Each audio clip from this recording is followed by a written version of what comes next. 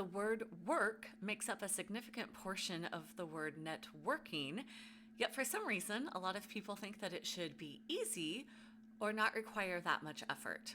DeWayne talks about networking similarly to investing. It takes time and consistency, but in the long term, it will grow and it will pay off. Now let's transition from FIRE into networking and community building.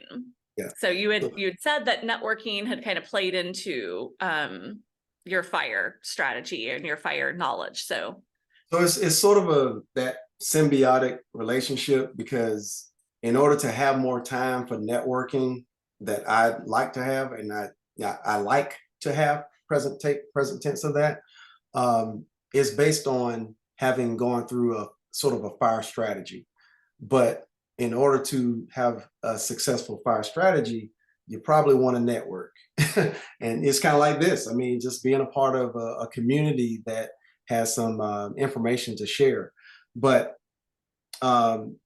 networking from a perspective of getting into a FIRE movement rather than FIRE for networking, right? However you want to answer it. All right, okay. So networking has allowed us to be able to gain more resources as far as capital, people capital, as far as resources. Because based on what we do, like I said, we're dealing with Airbnbs, we're dealing with long-term rentals. There's a whole community aspect of that.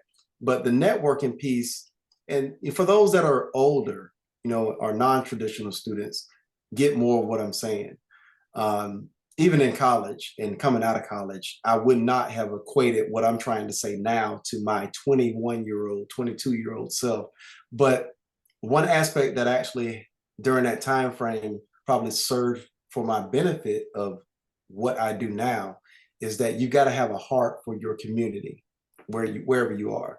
So if you're not from Valdosta, it still applies. And if you are from Valdosta and you're at VSU, it applies as well.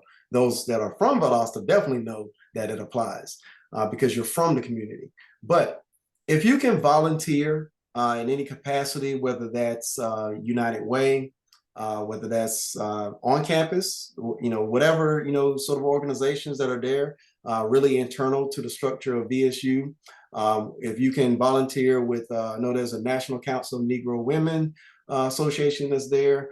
And obviously, if you're a part of any fraternity and sorority, you're going to be doing some community service. So don't take that for granted, because those are your connections to the community.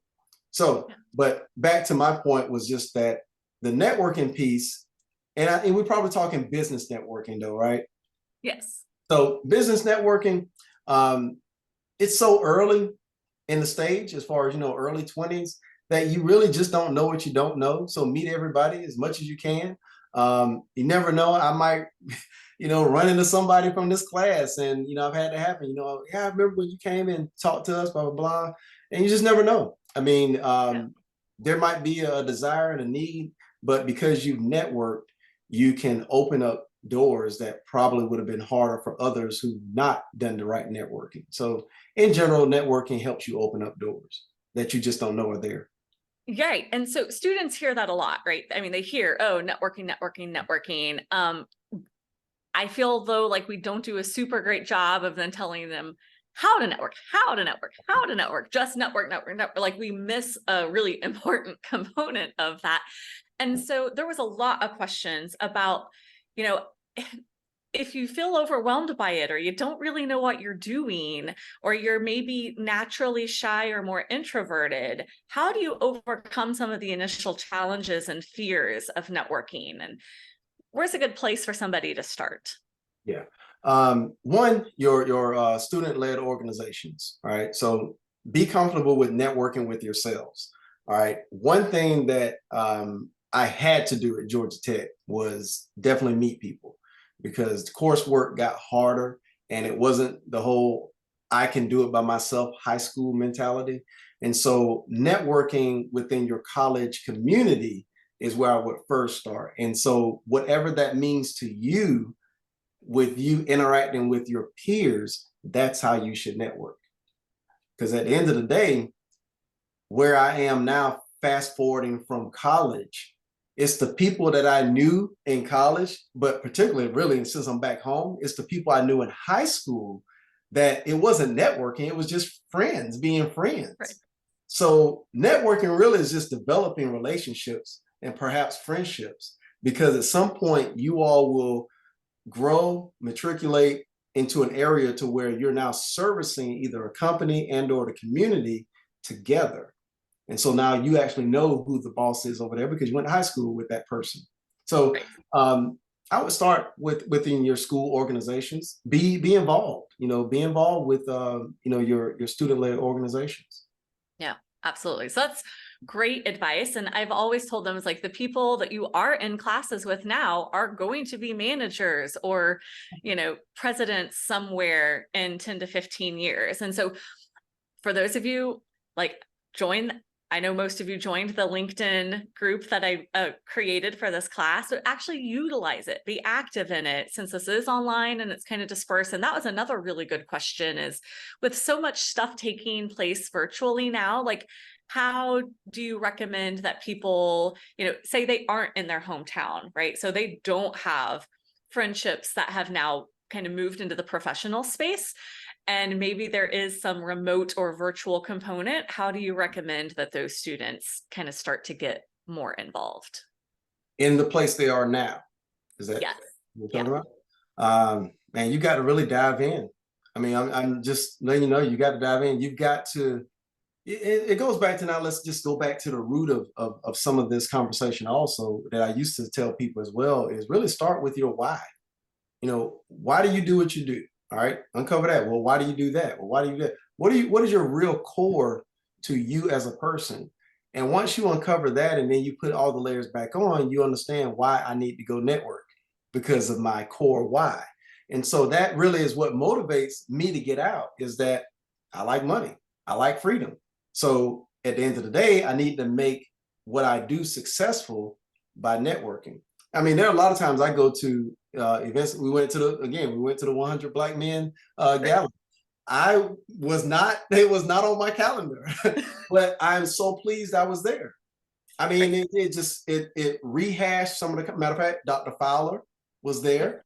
And because of that engagement, interaction, got an email from her a couple of days after. But if I'd not gone, that probably wouldn't have happened right there as quickly. Right. You would not have been on the top of her mind. That's right. That's right. Somebody else that she met there would have been. Yeah, right. Exactly. That's right. So shout out to Dr. Fowler. So that is one of the questions. I thought this was a really interesting one, is so do you network every now and then, or is it kind of like an almost everyday thing? Is it a mindset, or is it a like, oh, I have to kind of go do this thing? Everything's a mindset for me.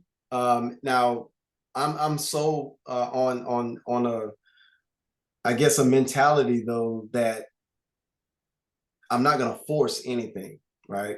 I like just being in alignment. And so again, clearly, when you talk to me about going back to the 100 Black Men gala conversation, I got a call from a banker that asked me if I was going also. So I was like, okay, I need to go. You know what I'm saying? It's one of those things where if it feels good, yeah, I'm gonna say it feels good. If the universe of things is saying you should go, you probably should get out and network. All right. But if it's just you saying, oh, I don't feel like putting on my tie. Oh, I don't feel like ironing today. Oh, I just don't feel like going across campus that's being lazy, the lazy mindset. And so you never know how much opportunity or what seeds that you're missing to plant if you just don't go because of a lazy mentality. I always experience, and I know I miss some things by not going. If I don't go, I probably have missed some things, right?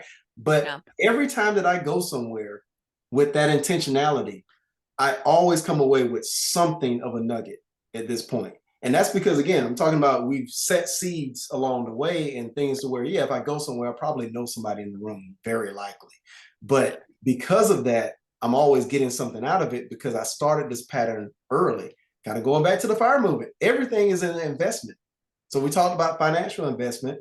Now we're talking about time investment, investing in others, investing in other organizations in your community.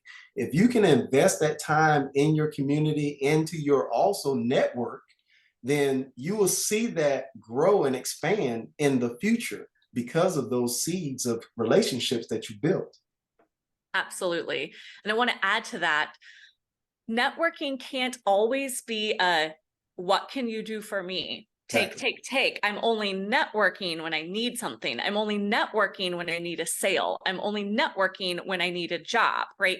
So if you're only networking whenever you need something, then it's not going to be very successful, because people are going to get tired of the leechy nature of you just being a taker. Right.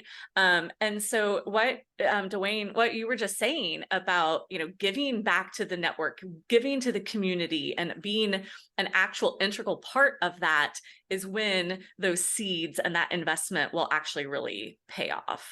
And then I'll add to that as well. I remember reading something as well about just the hack of networking. I mean, so it's like you're saying, when even if you're in a mentorship, and I think there's something about that as well as far as a question, but even mentorship or networking, this hack works effectively as well. Is that instead of going into the networking opportunity trying to feel like I should get something out of it, but find a way that you can offer something to someone of assistance, or hey, can I just shadow you for, can we schedule some time? I like what you've been doing. I've been doing my homework on you. All right. People like that you've been following them. It's not, that you're stalking them, but if you have been doing homework on somebody and you're very interested in, marketing, hey, Dr. Watson, I would love to just kind of be a fly on the wall, you're on your next project, just to understand how you think about some things. I mean, people like that. It's kind of a tap on their ego that, someone actually likes what I do and wants to spend some time with, how I do it. And so that's a way, to offer something as far as that time that you're investing in others. But at the same time, if you actually have a business and you want to network, then yes, you can offer a service just to get a foot in the door. That's what we did when we first got here. I mean, we went to schools and just kind of ingrained ourselves in the schools with financial literacy, character building, because we just had time, and I just wanted to kind of get involved in the community. Again, a lot of the principals at these schools I went to high school with or grew up with. So again, if you know people, use it. Yeah, absolutely. That's really great advice. This is a great one. Can you share a time where you had to step out of your comfort zone for the sake of professional growth? Man, I'm gonna always go back to this one as far as what my answer is. And so 2001, technology bubble. All right. What I didn't get into is what that led me, or where that led me was back Florida from Dallas, Texas area. And so this is me graduating fresh out of Georgia Tech, electrical engineering degree in hand, if you will, go over to Texas. And within 6 months, the world crumbles for a lot of the nation, right? And for me, I'm just kind of like I said, naive. Okay, well, I don't have a job, but hey, I can get a job, I guess. And so I just basically moved back. And I say move back because they offered a severance package that paid for the move. So that was a blessing.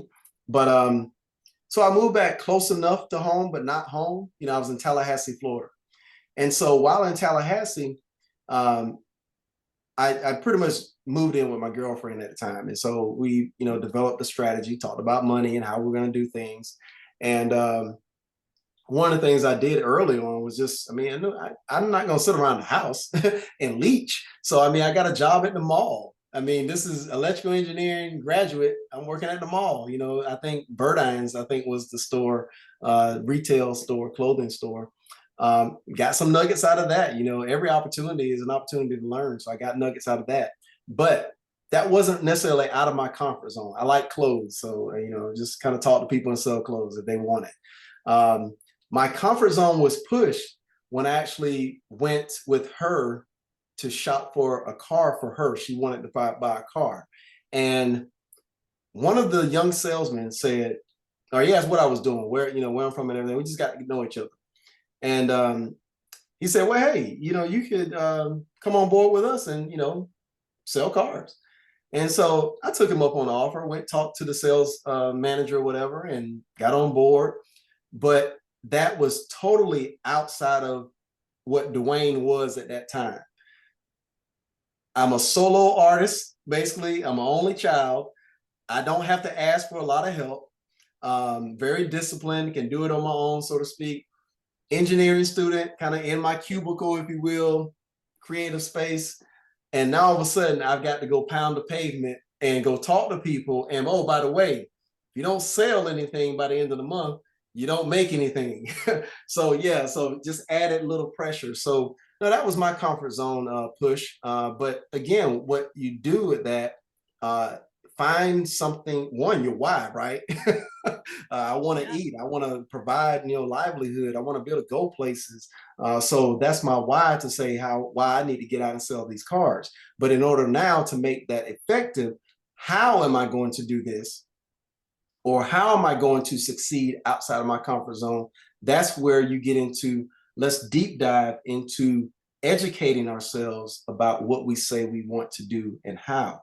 So I'm thinking about the conversation about fire, stocks, real estate. We talked about all those things.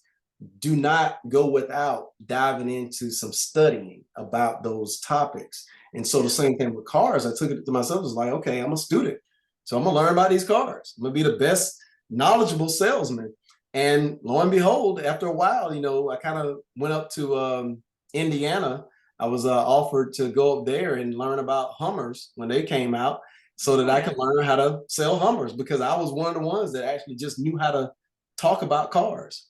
Right. So it worked out. So again, it's just one of those things, just take the bull by the horns and just do it. Yeah. Awesome. That's fun. The Hummers. I think they actually just brought them back in an EV form. I think that Oh, yes, an EV, yes. I can imagine that. Yeah. They were gas guzzlers. I was about to say, I know they were gas guzzlers. Yeah. Yeah. They were huge. They were very anti the vibe now. Oh, yeah. Okay. I'll ask one more question from the networking, and then we'll get into the community building. So I think that this is a great one. As you stepped into roles of higher management, and actually you just touched on this with taking the bulls by the horn, and like, I'm going to know the best about cars. I'm going to be the most knowledgeable. Are there some qualities you possessed that managers or mentors have told you really helped move you up the leadership ladder? Yeah. So one I shared with you earlier, work smarter, not harder. Sort of an adage there, but that one has definitely stuck with me throughout life. And these are just like I said, early on, saying not even the manager after college type things that I've internalized. Another one, I had a high school summer job, and I tell people this one as well, is that the supervisor, he knew my background and everything. Of course, they know what high school you go to, and we talk about aspirations, what you're doing next. And he said, DeWayne, always remember to get paid for what you know and not for what you do. Let that one sink in. For an engineering student, that's very on time, because I don't want to do much that has to deal with me physically having to do anything if I don't have to. If I don't have to. Now, I'm not a stranger to, labor and hard work, but it's just one of those things that I don't have to, then now I'm gonna find a way to do it more efficient. And so that's the engineer and the creative person in me. And so that's one thing that stuck with me as well. But again, from a mentor to mentee type standpoint. As far as managers, and I'd have to think a little bit deeper, but I mean, those are really the main ones, just really being very efficient and just knowing that there's a better way always to do something, and be open to growth and change, because the world changes, innovation changes. So you always have to be able to pivot. We heard this term obviously with COVID. Those that could pivot, I always use Chick-fil-A as my go-to example for everything in business. But look at Chick-fil-A. Right. Now, they don't even need the dining experience on the inside, because they have mastered that drive-through to a T. Yep. And so that all came out of COVID. Yeah, absolutely. So those things that you just said, combined with the don't be lazy, iron that shirt, put on that, put on I that will. tag. I'll be the one to do that. Yeah. Yeah, right. Be willing to do those things, as opposed to just, I don't feel it today, even though, like you said, you're hearing, this is somewhere I need to be. This is something I need to be doing. This keeps popping up, but you just either from fear or lack of confidence or sheer laziness, just kind of resist it. I think those are all really good pieces of advice. Also, I do a lot of, we were talking about financial stuff. One thing that I did a lot of, when XM radio was the thing, but I would not have the radio on as far as radio, like traditional radio. I would always tune to CNBC, just talk financial, talk financial. I'm in an hour-long commute as far as, traffic. So I would always have what is now, podcasting now, but use downtime to just soak up information and let it drain into you. A lot of times in the background on my screens, I've just got YouTube videos playing and speeches being relayed. I do a lot of motivational listening to people, my favorite people like Will Smith, Warren Buffett, stuff like that. But Will Smith always just has one that stuck out with me in one of his snippets. He was being interviewed, I think, by Tavis Smiley. And those that know Tavis Smiley, this is probably my urban demographic, but again, probably your mother knew, I should say your mama knew Tavis Smiley, because this was like BET, late night BET back in the 90s. But BET is Black Entertainment Television for some others. But anyway, he was interviewing Will Smith, and Will Smith he was like asking him, what's the secret to your success?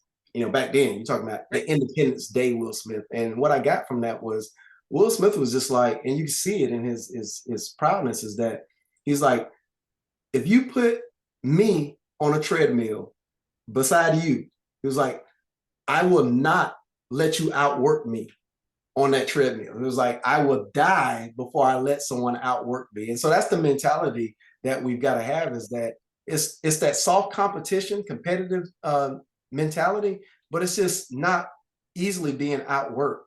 And that's really what makes those that are out there in the lead successful. DeWayne is certainly out there in the lead and has not used the comfort of an early retirement to sit back and do nothing. Instead, he has increased his leadership role in the community in very important and impactful ways. Be sure to tune into part 5, where you will find out exactly what he's been up to.